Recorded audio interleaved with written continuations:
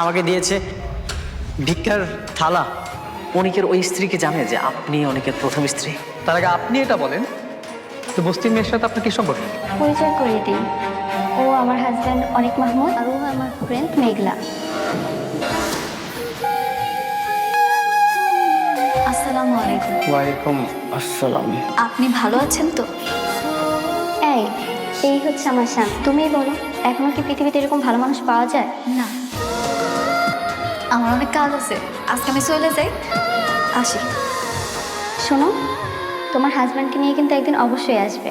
না, আমার জামাই তোমার জামাইয়ের মতো এত ভালো মানুষ না, কোনোদিন তোমার সামনে আর ওরা আনতে পারবে না। আসি।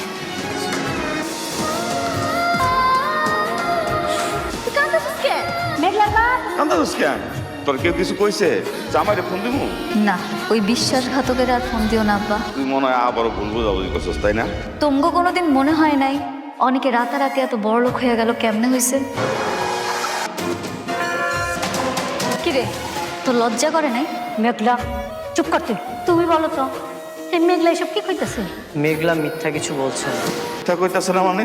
আমি আরেকটা বিয়ে করি, কিন্তু কেন বিয়েটা করেছি সেটাই আমি আপনাদেরকে বলতে এসেছি। কি বললা তুমি? আমরা তোমার এত বিশ্বাস করতাম।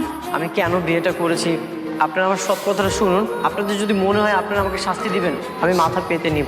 থাক, তোর মতো মিথ্যাবাদীর আর কোনো কথা শোনা লাগবে না। তুই এদিকে চলে যা, যা। মেঘলা, তুমি আমাকে একটা সুযোগ দাও, আমি তোমাকে সব কিছু বলতে চাই। কি বলবি তুই? আর আমি কি শুনবো? আমি বাধ্য হয়ে বিয়েটা করেছি। তুই যে আমার স্বামী সে নামটা আমি ইচ্ছা ভালো। কিরে খারাপ আছো কেন? চলে যা। মেঘলা, তুই যা।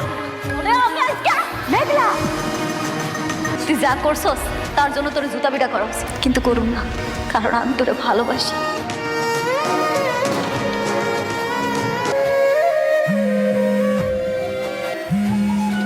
তুমি আমার কেন ফোন দিছো এটা কও? হঠাৎ করে দেখলাম তোমার মুড চেঞ্জ হয়ে গেল আমার হাজব্যান্ডকে দেখে। এর কারণটা কি? আমার কাজ ছিল এই জন্য আমি চলে এসেছি। আর একটা কথা বলে রাখি তোমার, আজকের পর থেকে না তুমি আমার ফোন দিবা না। বৃষ্টি, কার সাথে কথা বলছিলে? মেঘলার সঙ্গে। কিন্তু এত রাগ কিসের? সে যেহেতু নিষেধ করেছে তাকে আর ফোন দেওয়ার কোনো দরকার নেই। কিন্তু কারণটা কি? চল আমরা ডিনার করে নিই। কিছু তো একটা গন্ডগোল আছে, কিন্তু সেই গন্ডগোলটা কি সেটাই খুঁজে বের করতে হবে।